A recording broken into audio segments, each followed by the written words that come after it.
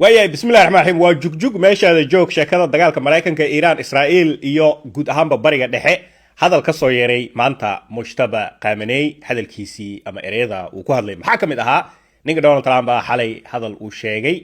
oo u muuqdo in iiraan ay aad uga xanaaqday taasoo kaliftay iiraan inay dib u xirato marinka hormuus arbacada maxaa dhici doona arbacada ayuu ku eg yahay xabad joojinta arbacada ku eg tahay Donald Trump wuxuu yiri muuqaalkaas in fasaxin doona Donald Trump wuxuu yiri bamkii ayaa dib u soo celinayna bamkii ay tuureeyeen diyaarada ay ka tuurayeen ayaa dib loo soo celinayaa waa hadii Iran ay heshiiska nala gali weyso xabad joojintana lama sii fidinayo oo xabad joojinta arbacada ku eg tahay waxay u badantuu leeyahay in aanan xabad joojinta la sii joogteen waa hadii Iran aysan jilbaheeda dhulka soo dhigin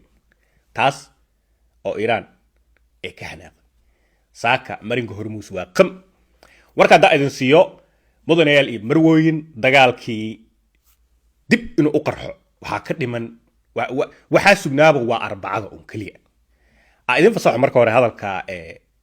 Iran aad uga xanaaqday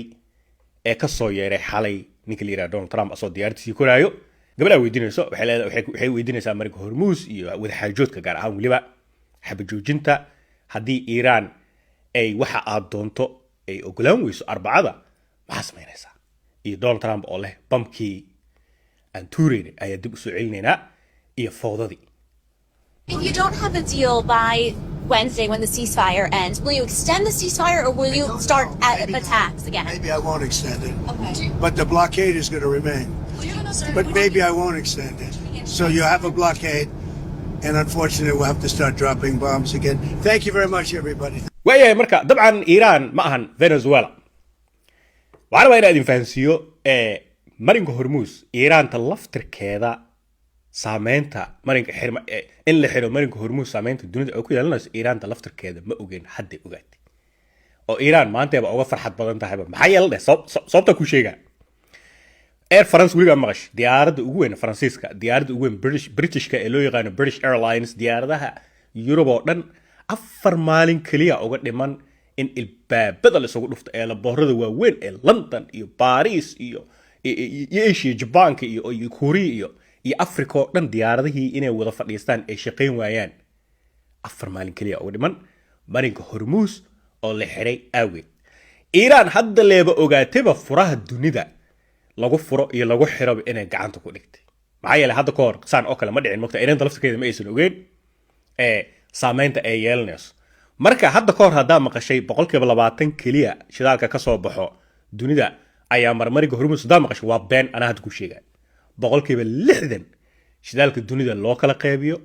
Europe iyo Africa iyo Asia waxa u badnaato 60% marmariga Hormuz maro waxay naga dhaadhicin jireen reer galbeed xitaa Iran dalafteeda laga dhaadhicin jiray 20% waay inta kale inta ka imaadaan marka 60% shidaalka dunida ayaa maro mariga Hormuz Iran defend diyaaradii adduunka xirma ee laboorada adduunka xirma raw marka Donald Trump wuxuu soo qoray laba maalin ka hor sida ogeedeen maanta waa maalin weyn Trump soo qoray maxay maalin weyn u tahay sababtoo ah Iran ayaa marinka Hormuz furtay sida ogeedeen dunida dhan aad baldegta farxadda adduunka shidaalka adduunka raqiisay waa tii bustal iska jafay tank riska maraakiibtu waa weyn ee shidaalka qaada la soo diray marinka Hormuz loo soo diray sheekadii la farxay laakiin dhibka jira wuxuu yahay Donald Trump aan aamusi karin ba afku ka falan yahay xalay marka hadalkii ka soo yeeray iyadoo sheekada meel fiican marayso Iran dalaftarkeeda ay tiri warwaaya wada xaajo diyaar ah oo ahay saaka xitaa ninka odayga nin oday oo weyn oo Iran mas'uuliyiinta kamid ah wali ku xigeenka wasiirka arrimaha dibadda hadli wuxuu leeyahay ninka Trump la yiraahdo meel u socdo iyo wuxuu ka hadlaayo iyo meel u socdo lama garanayo ninka marka nin la aamini karo ma aha ninka nin la aamini karo subax walba uu soo kacaa handadaadu soo tuura marka Iran ayadoo tii hadalka xalay ka soo yeeray handadaad uu muuqday Trump bam tourist dib soo celinaa iyo duqeynta dib soo celinaa uu yiri awgeed marinka Hormuz xirata qam halka markay joogto marka hal dib oo waxa jiro Trump uu wado Trump wuxuu xanibaad ku soo rogay dekadii Iran ee waxayda ka dhoofsanaysay ee shidaalkeeda ka dhoofsanaysay ayuu xanibaad ku soo rogay diyaaradihiisa meesha dul heehaabayo droniskiisa socdo Iranti marka hadda shalay maraakiibta Iran dabcan waxay tageen Carg Island shidaalkii Iiraan la soo qaaday xoogaa marka isbaaraa loo dhigtay oo Mareykanka mikrofoonka soo dhaxgalay waryaal laaba yaa adiga Iiraan miya markabkan cunaqabatayna saaran maraakiibta Iiraan dhan Mareykan wuxuu leeyahay cunaqabatayna saaran ma dhaqaaqi kartaan Iiraan marka makaa yeelay dagaalkan meesha u socday warka markuu halkaa joogo waxaa rabaa inaa idin fasaxo Al-Jazeera waxaa soo hadlay Mujtaba Qaaminaya soo hadlay Mujtaba reer galbeedka waxay leeyihiin ninka waa dhaawac lugaha ka go'an intay ka dhacday wajiga xitaa waxba firreek waxbay dhahan adiga Iiraan ma soo bandhigto ninka wajigiisa laakiin wuu nool yahay laakiin waa madaxa ugu sarreeyo Iiraan oo dhan ay ka amar qaadato wuu soo hadlay wakaas wuxuu leeyahay gabadha oo hadlayso hadalku soo qora asaga gabadha waxay leedahay wixii hadda koor dagaalka hadda koor aragteen diyaaradaha tuurna iyo gantaalaha tuurna iyo waxay noqon doontaa wax yar oo aan la dareemi karin tan soo socoto qacda markay bilowdo khamiista wixii ka dambeeyo waa haddii Trump uu dib u bilaabo soo ridida bamka sida uu xalay Donald Trump ballan qaaday balaayo kale oo aadan weligiin arkina idinku soo socoto ayuu horta ninka odayga leeyahay marka dhan walba markaa ka fiirisid xabad joojintan iyo heshiiskan meelna uma socdaan sababtoo waa jugjug meesha joog waay waxaana muhiim ah inaad kala ogaataan arrinka marinka Hormuz gabi ahaanba wuu ka duwan yahay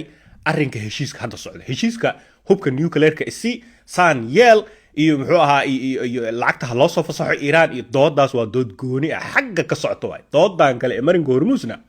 waa mid kale marka labadoodaba isma waa isdiidan yihiin ba macna maxay Iiraan waxay rabtaa Mareykan oo ka bax dhulkan Hormuz gabigaada iskaga bax ya militarigaada doomahaada waxaad qaado dhulkan aniga maamulanayo qaliijka meesha marqaatiyu ka yahay carabtii ma qaliijka ahayd saas u fadhiyaan shaarbahooda dheer iyagu waxay rabaan Mareykan inuu meesha fadhiyo Mareykan kaablaado iska dhigaa meesha waa tuuxanibaad ku soo rogay